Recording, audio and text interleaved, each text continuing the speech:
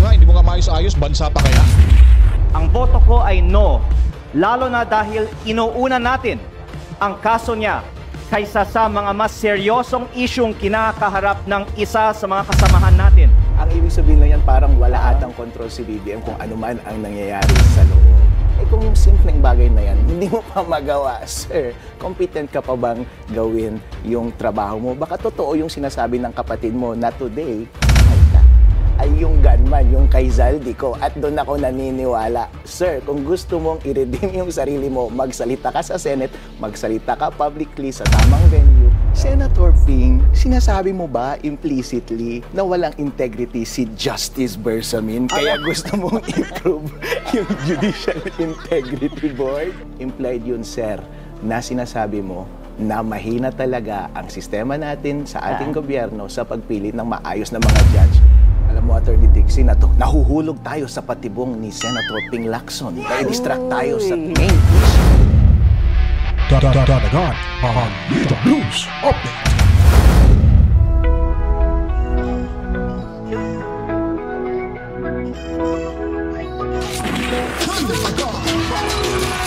Dalagan Balita Channel.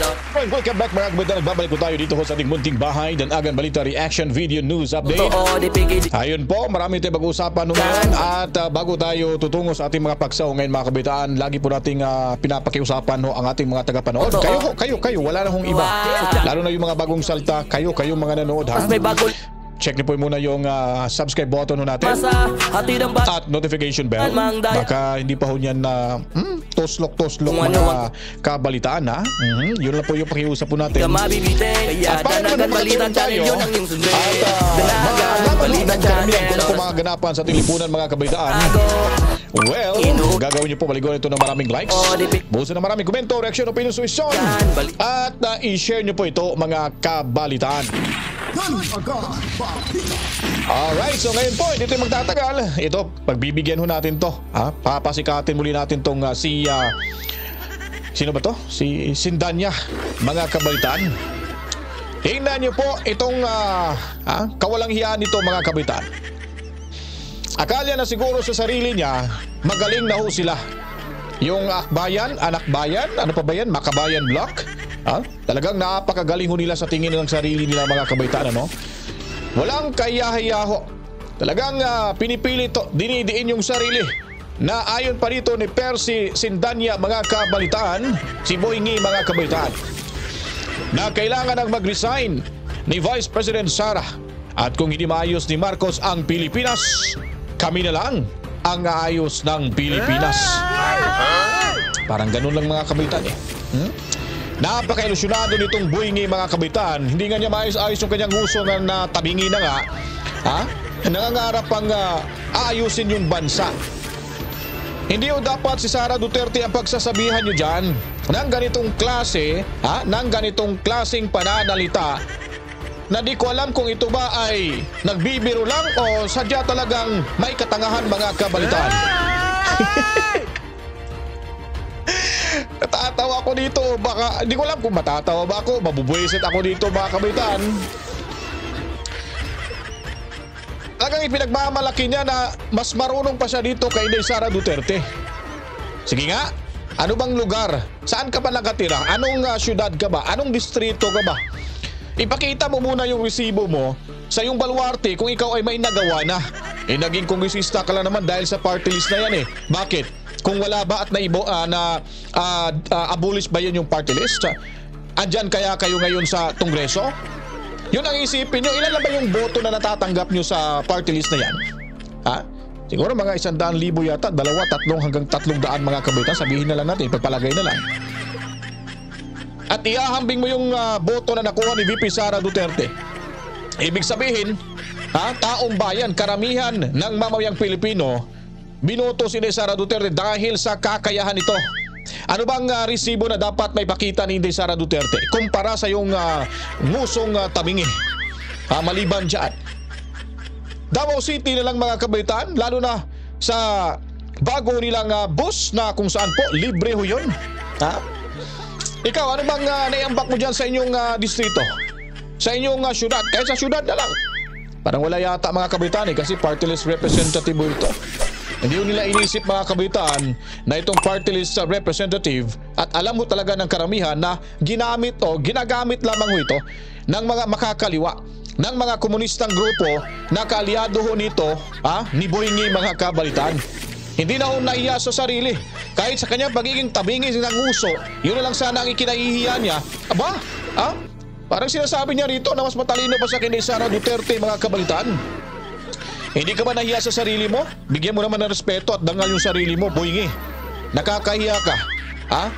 Anong tingin mo sa taong bayan? Ganun na lang kakitid yung mga pag-iisip nila? Kasing kitid ng pag-iisip yung kayong mga grupo dyan ng mga komunista, Makabayan Black, Yeluan, ano ba yung tawag nila?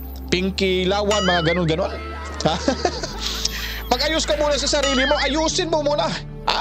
Bago ka magmamayabang na kaya niyong ayusin ang gusot na ibinigay ni Bungit sa panahong ito na nagawa ho sa administrasyong ito. Dahil ang dapat mong pagsabihan itong si Bungit na kung saan sinasakyan nyo ang kahinaan ni Bungit. Kumbaga, oportunista ho kayo. Ba't hindi kayo sumisigaw na resign Bungit? Ba't gusto nyong si VP Sara ang mag-resign? Dahil wala ho kayong patutunguhan.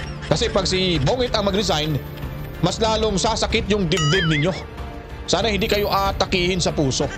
Kasi parang dinidibdib nyo si Inday Sara Duterte at ginawa nyo talaga ng parang gumawa kayo ng paraan para linlangin na naman yung taong bayan at gumagawa naman kayo ng story laban kay Inday Sara Duterte para kayo'y magkaroon ng simpatya sa madlang people. Na ngayon po, imposible na ho yan.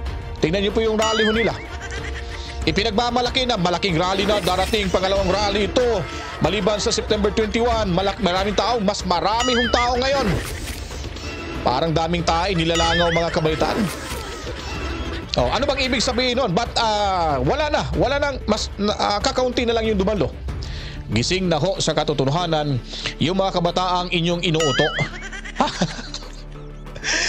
Gising na ho yung boto nyo, kahit pagsamasamahin pa yan sa kagrupo nyo, hindi ho yan matutumbasan. Yung boto na nakuha, partida pa yan, Mindanao lang po yan mga kabaitan. Pulelat talaga kayo, kaya huwag kayong magmamayabang dahil wala kayong ibubuga sa kakayahan ni VP Sara Duterte mga kabalitaan.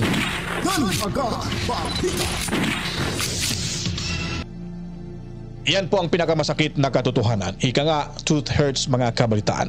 Kaya kayo dyan, dakdak lang kayo ng dakdak dyan, hindi na kayo papapakinggan ng karamihang kabataan. Tapos sasabihin nyo, Gen Z ngayon ang malakas. Nasa amin yung Gen Z. Nako, ewan ko lang kung saan nyo nakukuha yung formula na yan mga kabalitaan. Ewan ko lang dahil ba pumasok yung mga ano tawag doon, yung dilawan. Sino ba yun? Si Aquino. Sino pa ba yun? Sino ba? Hindi ko matandaan. Yung isang wow dagat. Hindi ko talaga matatandaan yung pangalan nun eh. At itong matandang ulupong na si Soto at itong balimbing traidor na si Pinky Lacson mga kabaitan. Kung tutuusin mga kabaitan, di naman talaga nanalo yan sila sa eleksyon. Diba?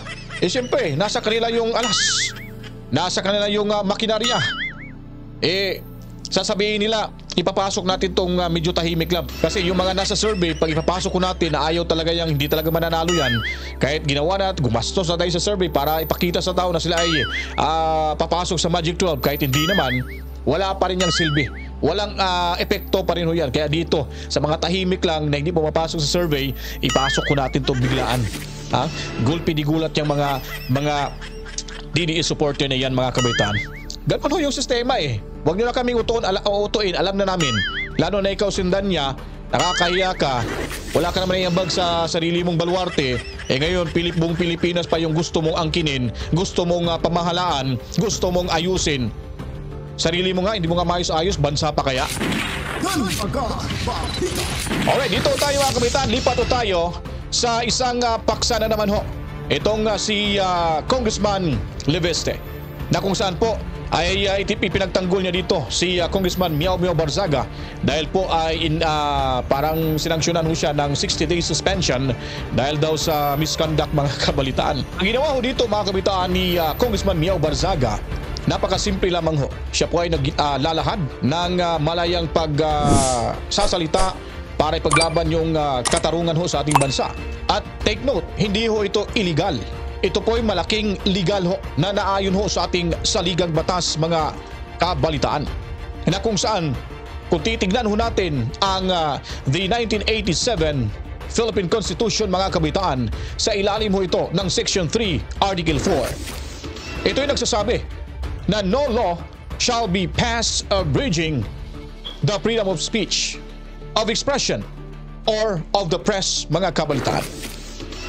Saan po ba lumabag sa saligang batas itong si Congressman Miao Barzaga? Napakasimple. Hindi pwede nilang kitilin ang malayang pamamahayag dahil ito ay karapatan ng bawat isa, lalo na ang binabatikos yung mga nakaupo ho na mga buhaya sa ating gobyerno mga kabalitaan. Dito ho lumabas yung galit at nagpahayag ng katotohanan kung saan po yung ating Kongreso ay puno na ho ng mga buhaya sa ang ating bansa.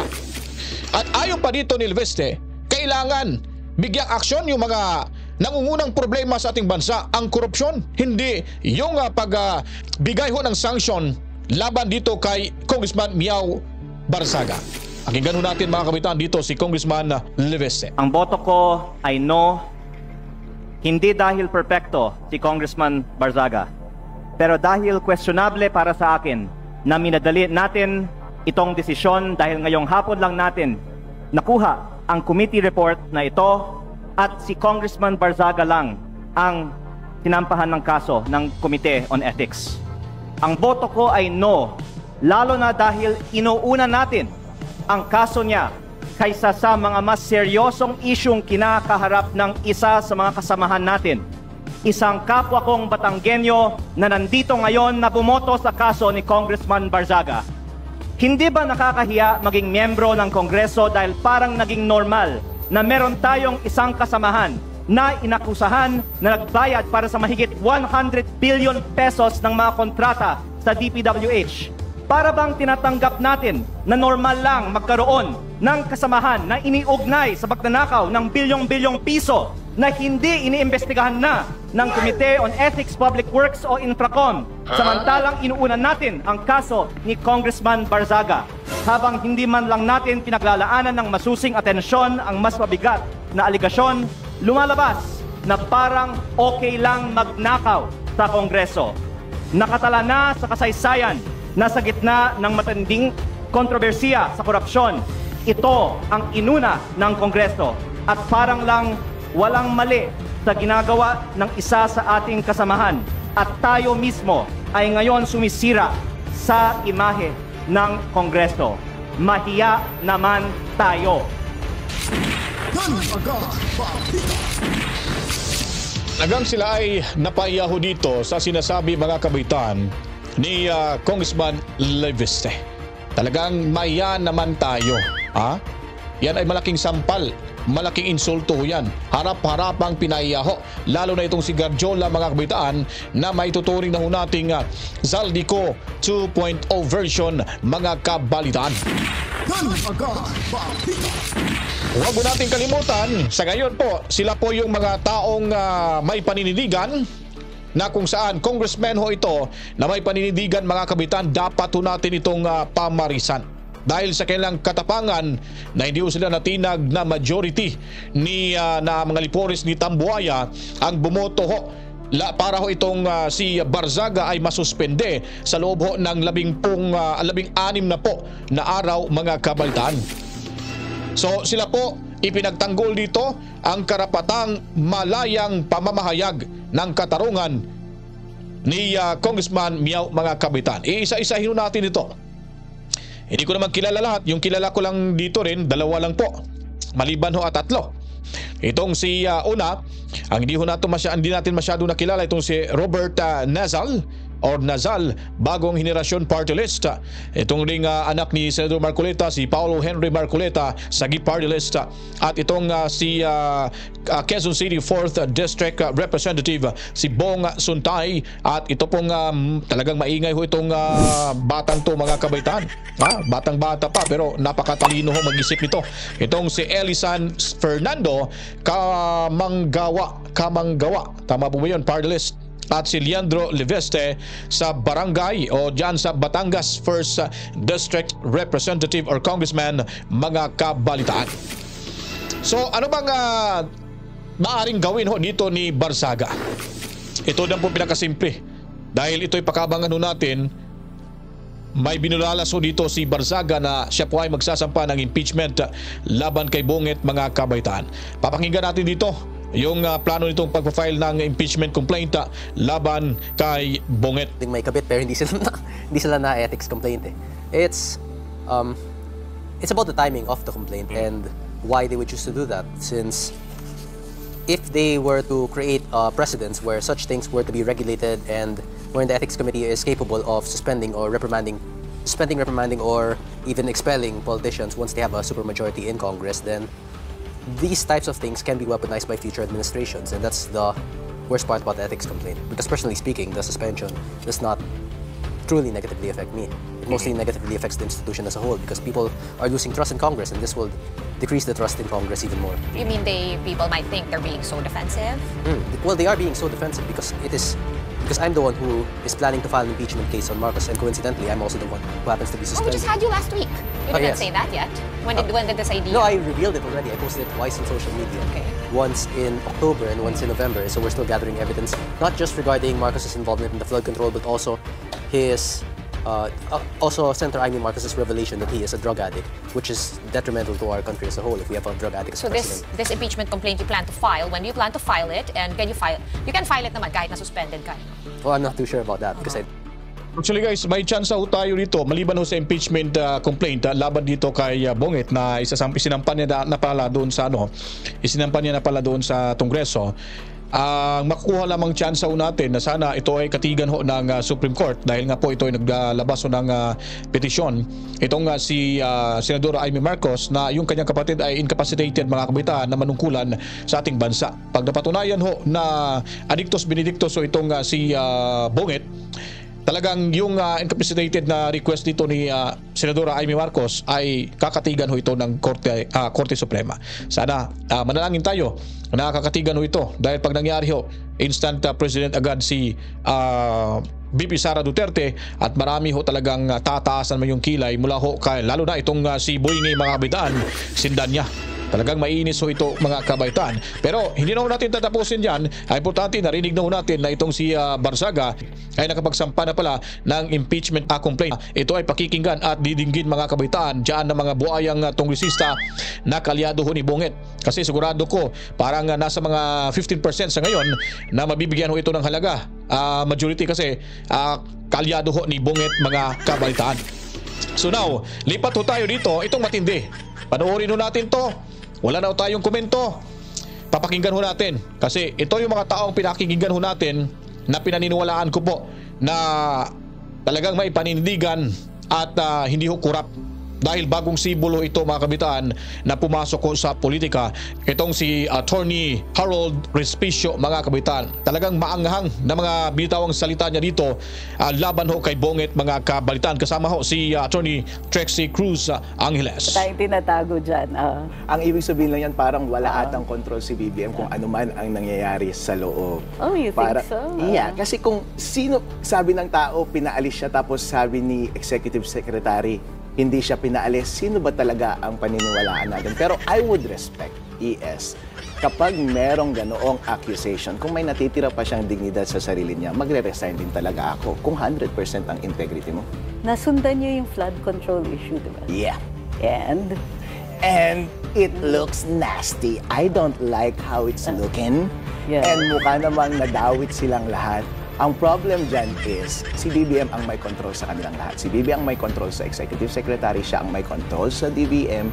Kahit sabihin pa nilang love nila si BBM, pero sir, ikaw ang nagsusupervise sa kanila. Ikaw dapat ang maging leader. Kontrolin mo sila. Kung gusto mo silang paalisin, hindi sabihin mo explicitly, publicly, na umalis na sila dyan sa pwesto nila, wala naman silang magagawa.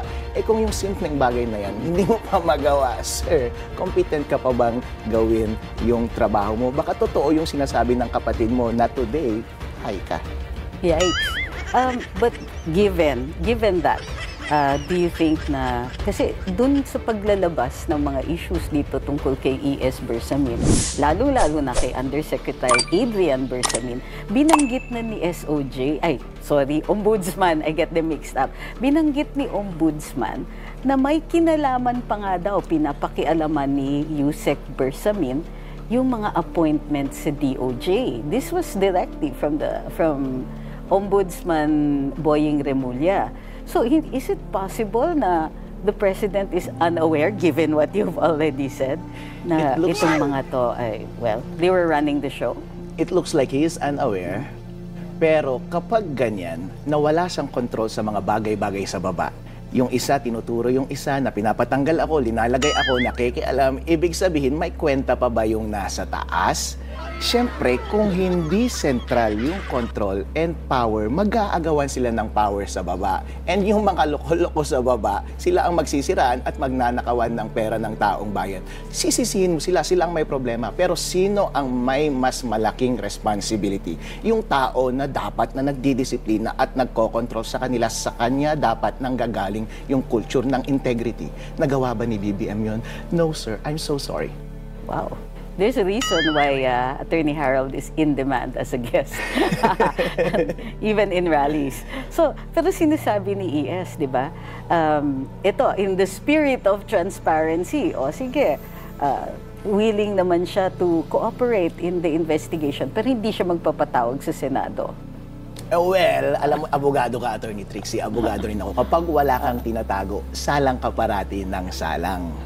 Ngayon, kung meron talaga siyang integridad at malinis siya, hindi siya matatakot na magpaimbita doon sa Senado. Wala na siyang magagawa. Right now, ang tao, hinuhusgahan na silang lahat.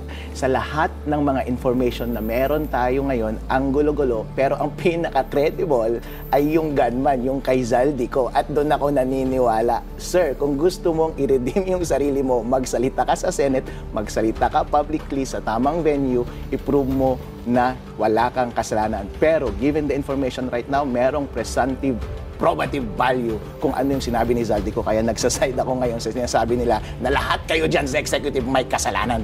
So, si E.S. Bersamin is a former Supreme Court Chief Justice. Ouch. Diba? So, ouch. Okay. But the Supreme Court, given yung, itong si Senator Ping Lacson, di ba? Na gusto niyang pondohan ng 250 million yung Judiciary Integrity Office. Para dun sa mga nakikinig, yung Judiciary Integrity Office used to be the Judiciary Integrity Board. So, dito umaakyat yung mga kaso ng mga judges and other court personnel na under the administrative jurisdiction ng Korte Suprema. So, ngayon, nag-reorganize ang Supreme Court para mas mabilis at saka mas maayos yung responses. At para mas mabilis, hindi na siya board. Office na siya, tapos may Judiciary Integrity Officer.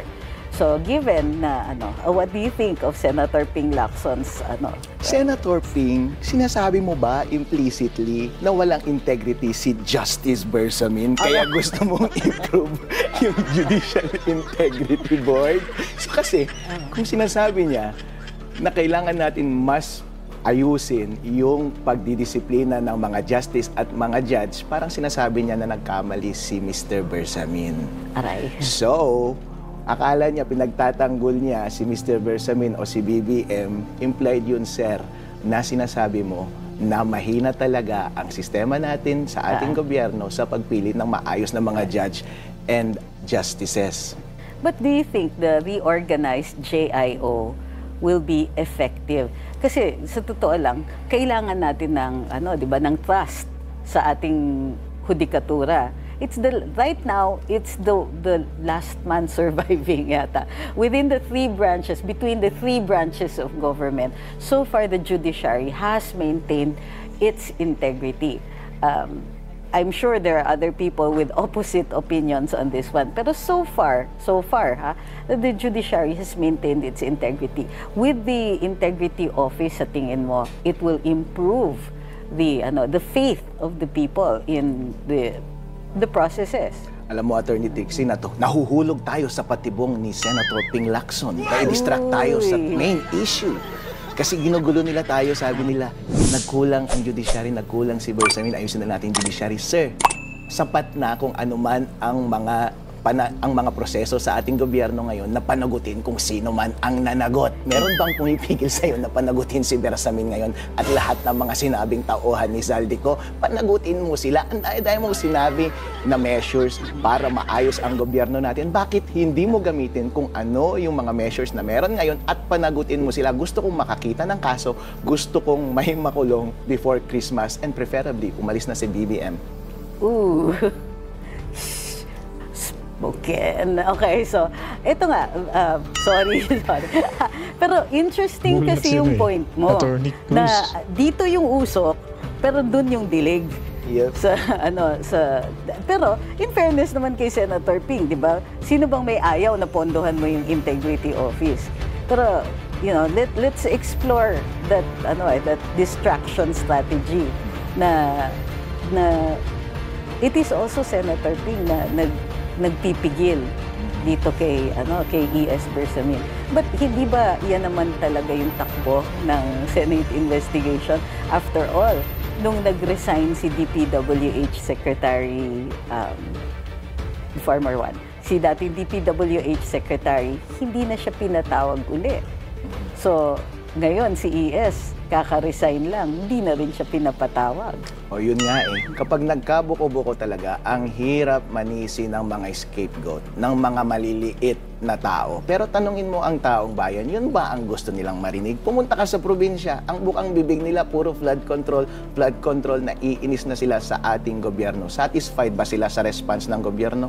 Hindi. Kasi hanggang ngayon, wala pa rin nakukulong, walang napapanagot. Kung sino man yung mga pangalan na binabanggit nila na pinapanagot, hindi namin kilala yan, hindi namin binoto yung mga yan, pero somehow, walang kwenta ang Pilipinas ngayon. Pwedeng panagutin nyo kung sino yung mga taong pinagkatiwalaan namin dahil wala na kaming tiwala sa kanila, tanggalin nyo sila, please. What made you believe dun kasi rumaragsa pa rin yung issue ni Zaldico, ni Congressman Zaldico, as we mentioned earlier. What is it about him that makes you believe that he's telling the truth? He is telling the truth kasi sa lahat ng information na meron tayo ngayon, siya lang yung distinct and consistent. Attorney Trixie, di ba, humahawak ka ng kaso. Kapag may tinuturo kang gunman, at yung gunman ay umamin, okay, pero binanggit niya yung mastermind, okay, at yung mastermind walang maayos na defense, idadamay mo ba yung mastermind? Yes, di ba?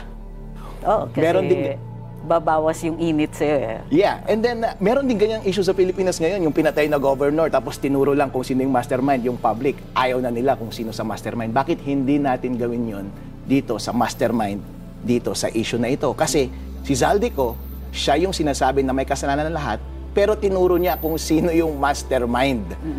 Bakit hindi ganun yung trato natin sa mastermind na automatic na may presumptive probative value yung sinasabi niya until magsabi ng compelling contra-evidence si BBM? So, this is the affirmation statement. Ibig sabihin, dahil may affirmative statement siya which is backed up by evidence, we doesn't even need to be under oath. Burden na ng kabila to nasalagin yung kanyang affirmative statements. Tama. Just interpreting. So, pero yung opinion ko dito, mga kabitaan, kumbaga si Zaldico dito ay ginawa lamang nilang pambayad ng kanilang mga ninanakaw. Kasi alam nila si Zaldico ay bilyonaryo. At dinidiin talaga nila ng gusto ito. Kasi pag nabawi yung pera, ay talagang mapupunta sa kaba ng ating gobyerno. At gusto nilang pabagsakin itong si Zaldico ngayon dahil kaya ang mga pasabog ni Zaldico laban sa mga buayang ito, lalo na kay Bonget, mga kabaitaan. Kaya gagawin nila ang lahat sa abot ng kanyang makakaya, na kung saan po, mga kabaitaan, ay makakabalik dito at pababalikin talaga nila dito sa Pilipinas. Ngayon nahihirapan sila, mga kabaitaan, dahil ito pala malamang pinaghahandaan ito ni Zaldico. Kaya ang bottom line sa sinasabi dito ni Attorney Harold Respicio, ay parang pambayad ho ng kanilang mga kinukulimbat na pera mula kay Juan, itong si Saldico, mga kabalitaan. Sorry, pero si Saldico, meron mga nagsasabi yung ibang mga tao na paano naman yun? Nagsasabi siya, hindi daw siya kumita. Doon sa tingin mo, totoo yun? Hindi rin. So pwede rin tayong selective. Hindi, although to be fair, ang sinabi niya, hindi siya kumita doon sa insertions ng Pangulo. But do you think, in general, hindi siya kumita? Well, hindi mahalaga kung ano ang think ko, Attorney Trixie. Pero ang malinaw ngayon is, sa taong bayan, I don't think na gusto nila na magsisihan tayo ng mga maliliit na bagay, ituturo natin kung sinong may kasalanan o hindi may kasalanan. Ang mahalaga ngayon is, alam na ng taong bayan na merong malakihang kalokohan na nangyari sa ating gobyerno. At sino ang may pananagutan? Ayon sa ating konstitusyon, ang executive power ay nasa isang tao lamang, si President. At saka kontrolado niya lahat ng mga nasa baba niya. Ngayon, tinuturo natin lahat ng nasa baba niya, sila ang may kasalanan. Sinasabi mo ba sa akin na walang kasalanan yung tao na may hawak ng executive function? Yun lang ang point ko. Kaya, hindi na mahalaga na managot si Zaldi, hindi mahalaga na managot yung iba, dapat mapanagot natin yung totoong dapat managot. Totoo man na may direct participation siya o wala, kasi it's enough na grossly negligent siya sa pag-manage ng kanyang department at lalo na ngayon may direct testimony na involved siya. Kapag ganun yung sitwasyon, any self-respecting na leader ay hindi na siya deserving ng kanyang mandato. But itong halimbawa, Alright guys, kung gusto niyo pong panoorin yung buong istorya ho dito, maaari niyo kayong bumisita dito sa Billionaire News Channel, mga kabitan, kasi medyo mabahaba na ho yung pinag-uusapan ho natin dito, mga kabitan. Kaya itong masasabi lamang ho natin, mga kabitan, ang lahat na ito, lagi ko po itong bukang bibig na binibigkas sa programa ho natin na may kalalagyan ho at may katapusan ho ito, mga kabalitaan. Kaya kung nagustuhan niyo po ito ating video presentation, huwag kalimutan po paliguan ito ng maraming likes, buhusan ng maraming komento, reaksyon, opinion, suggestion, at the same time, mga kabitaan, i-share niyo po ang videong ito para malaman ng karamihan kung ano pa ang mga kaganapan sa ating lipunan. At ito lamang ho, mga kabitaan, ang ating masasabi sa inyo: kapag ang tao ay inaapi sa kahuli-hulihan, siya ay magwawagi mula sa katotohanang kanyang ipinaglalaban. There will be a time of reckoning. Ayon pa nito kay Tatay Digong Duterte. Matsalam ho sa inyong lahat, sabay-sabay ho nating alamin ang mga bagong impormasyon sa ating pagbabalik dahil ikaw at ako ay may pakialam. To God be the glory. Mwah-mwah. Chip chip. Peace out.